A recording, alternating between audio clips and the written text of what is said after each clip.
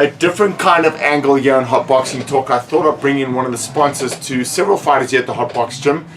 Brian Wysoke, welcome to Hot Boxing Talk. It's about time you actually come on the show. Tell us how you actually got involved in being a boxing fan, first and foremost. We'll talk about the sponsorship later. Your first memory of boxing as a youngster or as an adult, tell us your first memory. First memory, go back to Westridge Park, probably about the early 1970s. Gert Steyn, I remember, was on the bill, so was Lumley, and yeah. From there it carried on. Okay, I don't think I was born there, but let's not talk about my age. Let's talk about you and your involvement in sponsoring fighters.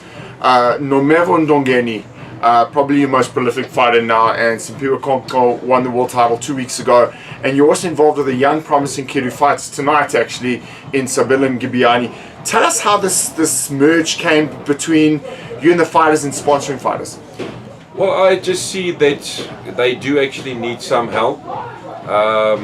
We know that Nomeva has had a bit of a raw deal. A bit. To the tune at the moment of about 1.1 million rand. So they do need some help. Sabe Belo arrived here, he didn't have anything, pretty much, yeah. So they need that little bit of a boost.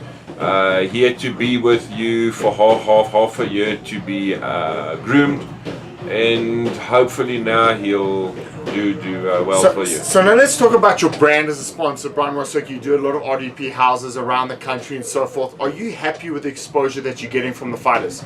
More than happy, you know. If I take a look at what happened at Emperors the week before last, I got 1.5 hours of TV coverage. More than that, I cannot actually ask for. So let's talk about your favorite international fighter. Who is it and why? My favorite international fighter was used to be Muhammad Ali. Ali. Oh, Ali. Okay. Before he actually ended his career. The last few years it's been Gennady Golovkin. Okay, now if I had to ask you one question, what would be the biggest problem in South African boxing? What would you identify it as? Lack of major sponsorship. We need more money for more shows. And if you had one fight internationally that you could put together, who would it be and why? I would put together Heki Butler in a match, because I really feel he just had a bad night. That's a fair comment. Brian Wysoke, sponsor of several fighters here at the Hot Box Gym. He's talking to us on Hot Boxing Talk. So I've got the two gentlemen by my side, and we're going to be speaking about the heavyweight division this weekend, because we've got Anthony Joshua making the first defense of his IBF heavyweight championship against a guy called Dominic Brazil, who's 17-0, 15 knockouts. First and foremost, how's that fight going to go? You know, I got Anthony Joshua again. You can't bet against the Olympic gold medalist. I do think that Dominic Brazil, if you believe the hype, that he's going to give Joshua the best fight of his career. What do you think? I think Brazil will test him a bit, but I don't see Joshua losing. So here's the thing, Cyril says he'll test him. To what point will he be tested? Because let's be honest, when he fought for the IBF championship, he was pretty much given that championship. So how's he going to be tested? You see, I thought Charles Martin would test him, but you know, again, an unknown entity. Dominic Brazil, Olympian, at least can push him a little bit further. Maybe let's say middle rounds. A little bit of needle. Dominic says that he was lucky to win the decision in the Olympic final. How do you foresee that? Think he's trying to get under Joshua's skin or what? Yeah, I think it's all just gamesmanship. I think Joshua did win that final for the Olympic, yeah. So there's a very exciting undercard. It's kind of two contenders contesting kind of for make and breakthrough fight between George Groves and Martin Murray. Whoever wins that fight's got a career left in boxing, and whoever loses pretty much doesn't. So who's your pick on that fight and why? I'm going George Groves. You know, he's the younger, fresher, and I genuinely believe that Martin Murray isn't the same at super middleweight that he was at middleweight in terms of the force that he was. How do you see the fight going?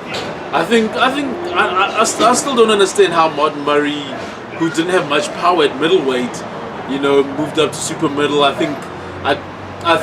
don't see how he beats George Groves. I think George Groves is, as Hayden says, is younger and probably still has a longer career ahead of him. And let's move to the welterweight division in America. Sean Porter is going up against Keith Thurman. How do you see that fight happening? This weekend, actually. This fight, both guys are hitters, but it is going to go the distance, in my opinion. I believe Sean Porter is too tough, and then Thurman will win the fight ultimately at the end. Keith Thurman's one of those guys who just keeps on getting better. I'm very impressed with his last couple of fights. How do you foresee this fight going?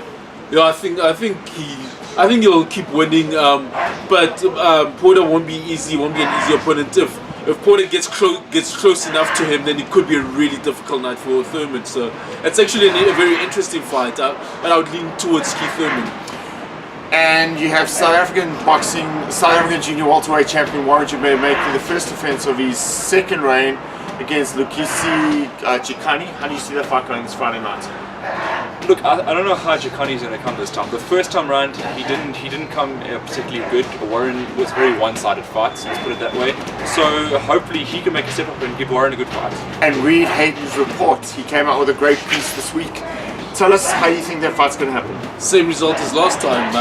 I don't see how Chikani gives Gilberto any problems.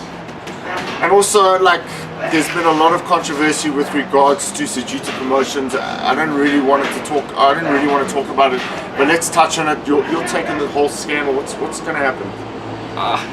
This is, we're hoping that East London this wouldn't happen in that region because the boxing is so strong down there. But it looks like the majority of the good fights are going to be up here in Joburg for the foreseeable future.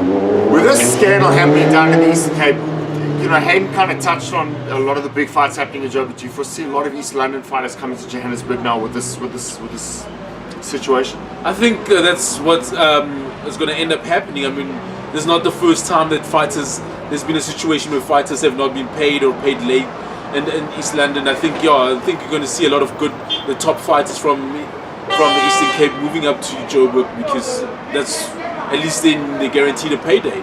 Yeah. It's quite a tricky situation. So the two gentlemen have spoken, and this is the Hot Boxing Talk.